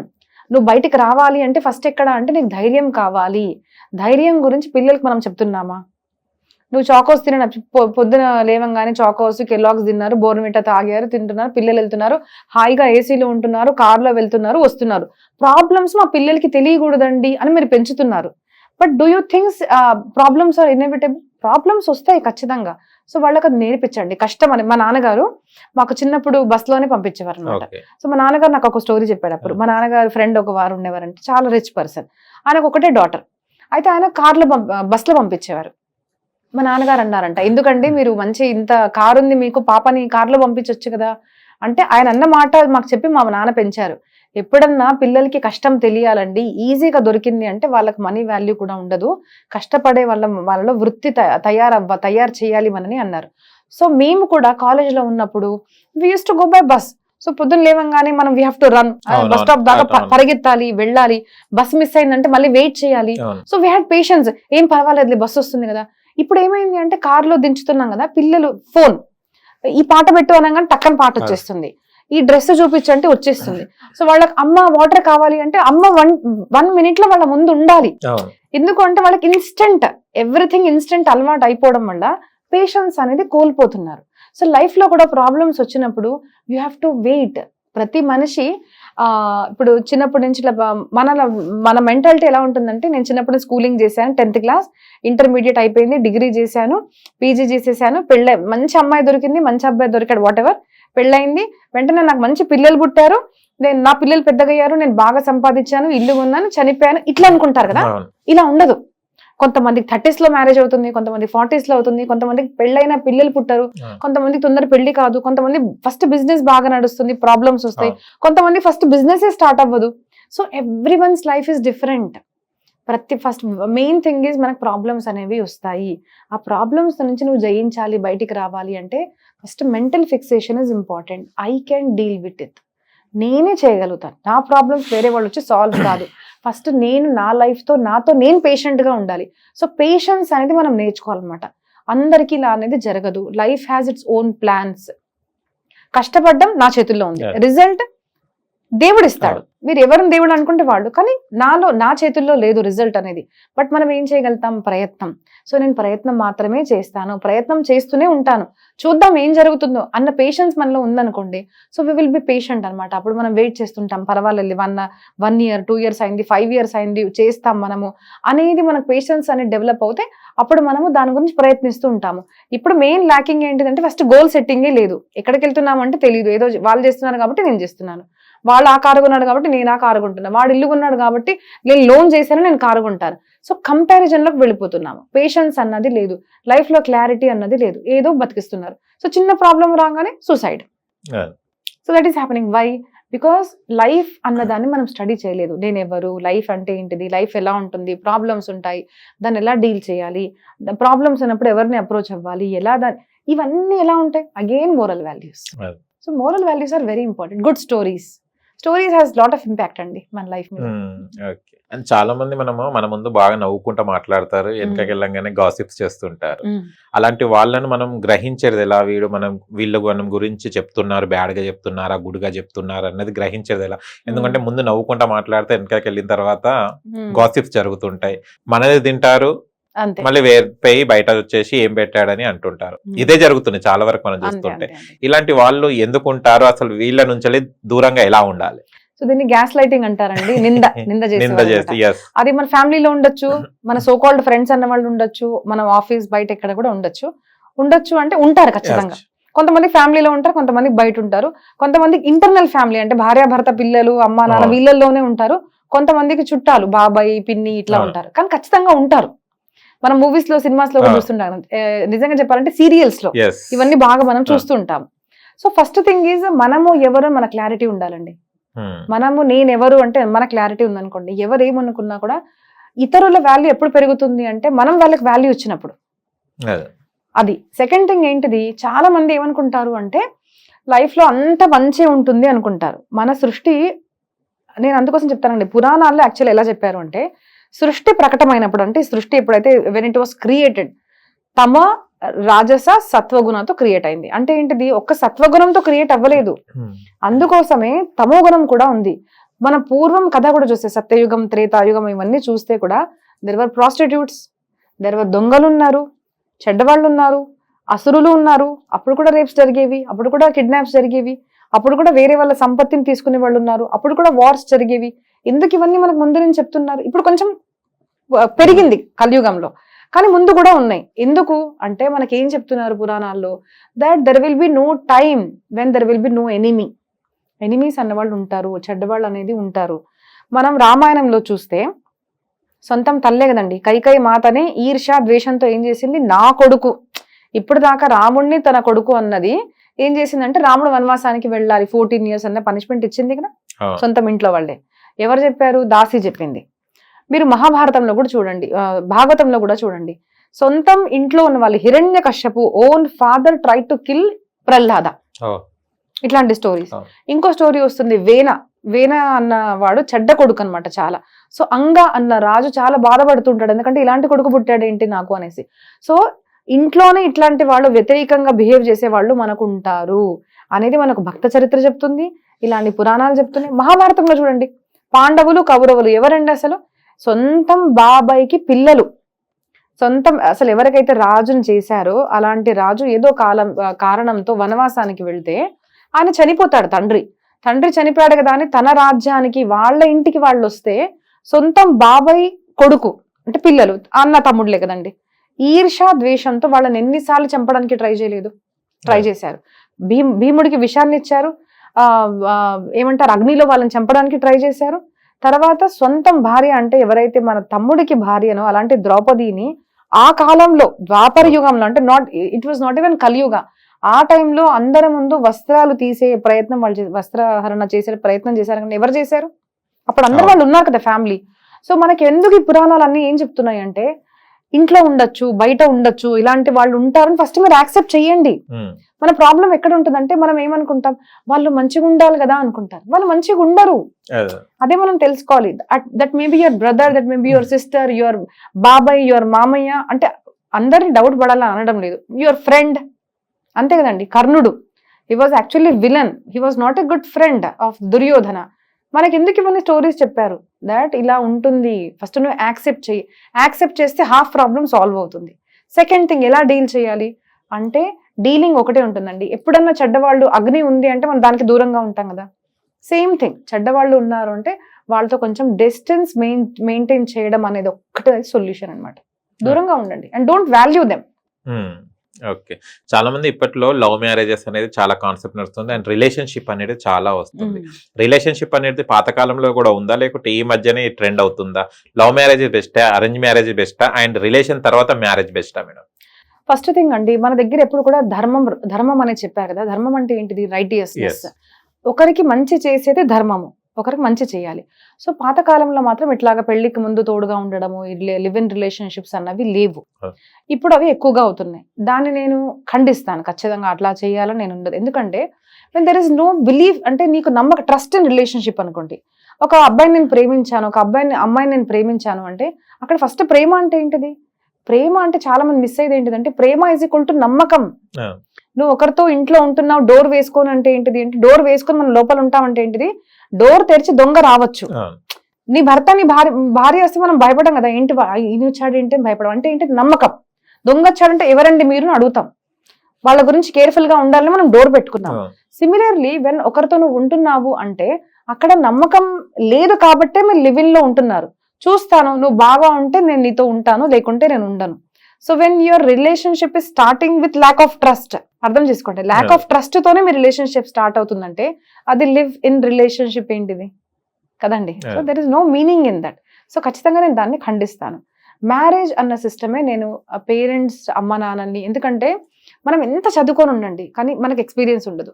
Experience is important. మనం ఒక డాక్టర్ దగ్గరికి వెళ్తున్నాం అనుకోండి, ఏమంటాం? ఆ డాక్టర్కి ఎన్ని ఇయర్స్ ఎక్స్పీరియన్స్ అని చూస్తాం. Yes or no? సో మీరు ఒక డాక్టర్ దగ్గరికి వెళ్తున్నారు అంటే ఎక్స్పీరియన్స్ చూస్తున్నారు, అన్ని చిన్న చిన్న వస్తువులు కొంటున్నాము అంటే ఇది ఎక్కడిది ఏంటిదని అన్ని మీరు ఎంత ఆలోచించి తీసుకుంటున్నారు కదా. మరి నీ జీవితం, ఒక ఆడపిల్లవి, ఒక అబ్బాయివి, నీకు పెళ్లి చేయాలి, జీవితాంతం నీకు ఒక తోడు కావాలి అంటే you don't have any experience. ఎవరితో పెళ్లి చేసుకోవాలి? మరి మీ పేరెంట్స్కి ఏదో ఎక్స్పీరియన్స్ ఉంటుంది కదా. సో వాళ్ళు నమ్మకం, ప్రేమ, దాంతోనే కదా మీ గురించి మంచి ఆలోచించి ఒక మంచి అబ్బాయిని అమ్మాయిని తీసుకొచ్చి పెళ్లి చేసుకుంటారు కదా. సో మీరు మీ పేరెంట్స్ మీదే మీకు నమ్మకం లేకుంటే what is the use? So నేను సజెస్ట్ చేసేది ఏంటంటే ఖచ్చితంగా ఆలోచించండి, మీరు కలవండి ఖచ్చితంగా. కానీ పేరెంట్స్కి చెప్పి, పేరెంట్స్ ఎక్స్పీరియన్స్ని మీరు యూజ్ చేసి వాళ్ళు చెప్పిన ప్రకారంగానే పెళ్లి చేసుకొనే రిలేషన్షిప్లో ఉండాలి అని మనకు ధర్మశాస్త్రాలు కూడా చెప్తాయి. నేను కూడా అదే అంటాను. ఇంకోటి చెప్తానండి, చాలా మంది ఏమంటారంటే ఏమైతుంది, ప్యార్కి కోయి ఉమ్ర నహీ హోతి, యా ఫిర్ ప్రేమ అంటే దానికి ఏమి ఉండదు, చేసుకోవచ్చు అంటారు. సో చాలా మంది మ్యారేజ్ అయిన తర్వాత ఏమవుతుందంటే మ్యారేజ్ చేసుకుంటారు, లేదంటే లివ్ ఇన్ లో ఉంటారండి. లివ్ ఇన్ లో ఉన్న తర్వాత 99.9% పీపుల్ ఆర్ ఇన్ ప్రాబ్లం. ఎందుకు చెప్పండి? ఫస్ట్ థింగ్ ఇస్ అక్కడ నమ్మకం లేదు రిలేషన్షిప్ లో. మీరు ఏం చేస్తున్నారు మీకు అర్థం కావట్లేదు, బ్రేకప్ అయిపోతుంది, డిప్రెషన్ లోకి వెళ్ళిపోతున్నారు, డ్రగ్స్ కి అడిక్ట్ అవుతున్నారు. So many things are happening. Youth are కవిను ఇప్పుడు చూస్తే మీరు డాక్టర్స్ దగ్గరికి వెళ్తే ఎవరండి మీ పేషెంట్స్ అంటే చాలా మంది యూత్ ఉంటున్నారు. ఎందుకు? More are mental patients. ఎందుకు అంటే you're finding for love, trust. అదే మీరే మీ అమ్మ నాన్న మీద పెట్టుకోకుంటే మీరు ఒక వ్యక్తి నుంచి ఎలా పొందగలుగుతారు? First trust your parents, first thing. Second thing is marriage అనేది, మ్యారేజ్ చేసుకోగానే మ్యారేజ్ అవ్వదు. మ్యారేజ్ చేసుకున్న తర్వాత ప్రారంభం అవుతుంది. మ్యారేజ్ చేసుకున్న తర్వాత ఇద్దరు అమ్మాయి అబ్బాయి ఫ్యామిలీ కూడా ఎఫర్ట్స్ పెట్టాలి. ఎందుకంటే ఇద్దరు వేరే వేరే బ్యాక్గ్రౌండ్ నుంచి వస్తారు కదా. సో తన్ని నేను అర్థం చేసుకోవాలి, తను నన్ను అర్థం చేసుకోవాలి. గొడవలు అవుతాయి. ఫస్ట్ థింగ్ అండి, మ్యారేజ్ అయ్యాక ఖచ్చితంగా గొడవలు అవుతాయి, ఎందుకంటే న్యూ ఉంటుంది. So it will take some time to get adjusted, అంతే కదా. సో ఈ అడ్జస్ట్మెంట్ ఎలా ఉంటుంది, సాక్రిఫైస్ అనేది తెలుసుకోవాలి. కొన్ని విషయాలు నువ్వు సాక్రిఫైస్ చేయి, కొన్ని విషయాలు తను సాక్రిఫైస్ చేస్తాడు. ఇద్దరు కలిసి ఉండడం అంటే ఇద్దరు కొన్ని అర్థం చేసుకోవాలి ఒకరినొకరు. అక్కడ నమ్మకం అనేది ఉండాలి, ప్రేమ అనేది ఉండాలి. సో ఇవన్నీ కూడా మ్యారేజ్ తర్వాత ఉందనుకోండి, దానికి ఒక మీనింగ్ అనేది ఉంటుంది. సో లేదనుకోండి, so everything will just mess up. So parents ప్రకారంగా వెళ్ళాలి అని నేను అంటాను. And always I prefer arrange marriage. I believe in love, but love అంటే నేను ఒకటే అంటానండి, చాలా మంది లవ్ అంటే గెటింగ్ ఫిజికల్ అంటారు. బట్ నో, నిజంగా మీకు ప్రేమ ఉంటే, నేనైతే అంటాను అబ్బాయిని అండండి, నీకు నిజంగా ప్రేమ ఉంటే పెళ్లి నాకు ఆగలేవా? సింపుల్ థింగ్ కదా. So because these things are not happening, అమ్మాయిలు అబ్బాయిలు ఇద్దరు ప్రాబ్లమ్కి వస్తున్నారు, ఎమోషనల్లీ అటాచ్ అవుతారు. సడన్ గా అమ్మాయి వద్దంటుంది, డివోర్స్ చేసేస్తారు. అదేంటిది, ఇద్దరం కలిసి ఉన్నా. రీసెంట్ గా నాకు ఒక అబ్బాయి కాల్ చేశాడు, అక్క ఒక అమ్మాయితో నేను 6 months ఉన్నాను, ఇద్దరం ఫిజికల్ కూడా అయ్యాము, మరి అమ్మాయి నన్ను వదిలేసింది, చాలా డిప్రెషన్ లో ఉన్నాడు, సూసైడ్ కి 2 times ట్రై చేశాడంట. వాళ్ళ అమ్మాయి చెప్పింది. నేను అన్నాను, why couldn't you wait for marriage? నమ్మకం ఉంది కదా, మరి ఎందుకు 10 మంది ముందు మ్యారేజ్ చేసుకొని ఎందుకు why don't you start your relationship? End అవుతున్నాయి అనమాట. ఎందుకంటే పేషెన్స్ లేదు, సంస్కారం లేదు, పేషెన్స్ గా ఉండాలి మీరని చెప్పేది లేదు. సో ఎందుకు ఇట్లాంటివన్నీ ఎక్కువ జరుగుతున్నాయి అంటే, వెయిట్ అంటిల్ మ్యారేజ్ చేసుకున్న తర్వాత ఒక లైఫ్ ని ప్రారంభించండి. పెద్దల ఆశీర్వాదంతోనే లైఫ్ ప్రారంభం చేస్తేనే సంతోషంగా ఉంటారు. మీరు చూడండి 95.9% లవ్ మ్యారేజ్ అనేది ఫెయిల్ అవుతాయి. ఎందుకంటే పెద్దల ఆశీర్వాదం ఉండదు. లవ్ ఉంటుంది, మ్యారేజ్ తర్వాత లవ్ చేసుకోండి. ఎవరు చెప్పారు మ్యారేజ్ కి ముందు లవ్ చేసుకోవాలనేసి? మన సింపుల్ అండి. మనకు ఎప్పుడైనా ఎక్స్పీరియన్స్ మనం చూస్తాం కదా, తరతరాలుగా చూడండి. మన పేరెంట్స్ గనక మనం చూస్తే, మా అమ్మ నాన్న 47 years of marriage with same person. ఒకటే పర్సన్ తో 47 years ఉన్నారు. గొడవ పడలేదా? ఇప్పుడు కూడా గొడవ పడతారు. మా అక్క వాళ్ళు గొడవ పడతారు, నేను చూస్తాను. But they are staying with 1 person. ఎందుకు అంటే ప్రేమ అనేది పెళ్ళయిన తర్వాత వాళ్ళు ఎంత మంచిగా ఉంది అంటే 40 years, 50 years, 60 years తోడుగా ఉన్న కపుల్స్. సో మీకు ఎగ్జాంపుల్ ఉన్నప్పుడు కూడా మేము లేదు కొత్తగా ట్రై చేద్దాం అనుకుంటున్నారంటే చూడండి. అంతే కదా.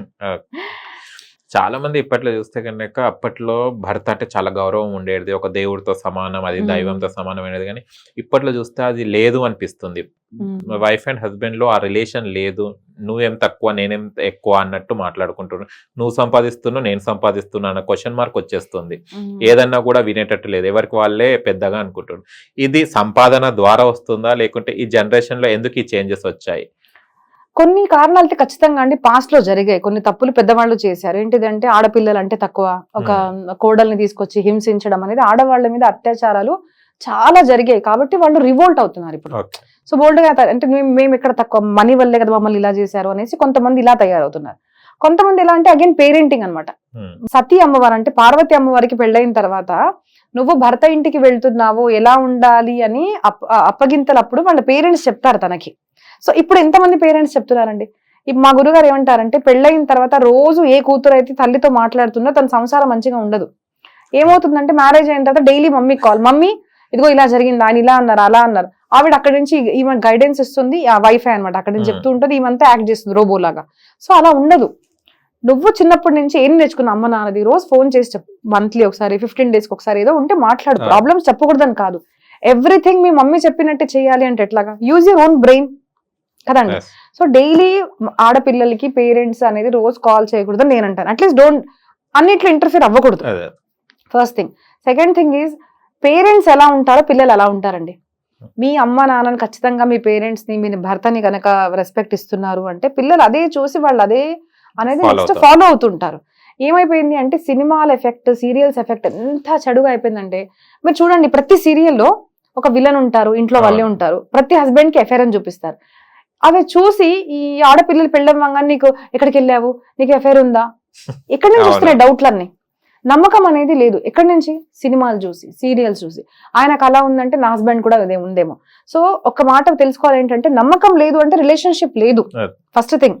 సెకండ్ థింగ్ ఈజ్, చిన్నప్పటి నుంచి మనం ఒకటి తెలుసుకోవాలి, మ్యారేజ్ అన్నది ఇద్దరు కలిస్తేనే అయ్యేది. ఒక బండి ఒక దిశలో వెళ్ళాలనుకోండి, ఇప్పుడు నేను ఇక్కడ నుంచి స్టార్ట్ అయ్యి కోటికి వెళ్ళాలి అంటే ఒక పహియ అంటే ఒక చక్రము కోటి వైపు వెళ్తుంది, ఒకటేమో లేదు నేను మాధాపూర్ వైపు వెళ్తానంటే వెళ్తుందా?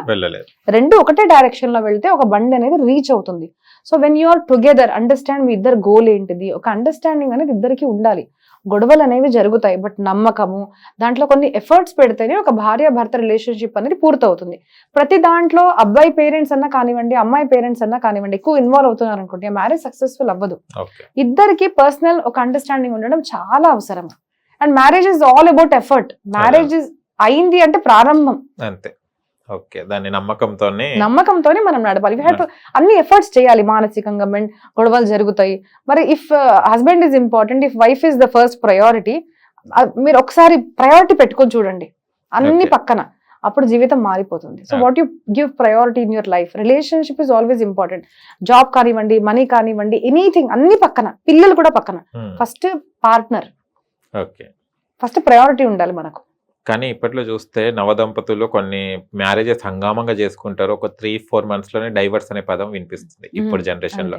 అంటే డైవర్స్, ఒక భార్య భర్తలో డైవర్స్ ఒక పరిష్కారమా?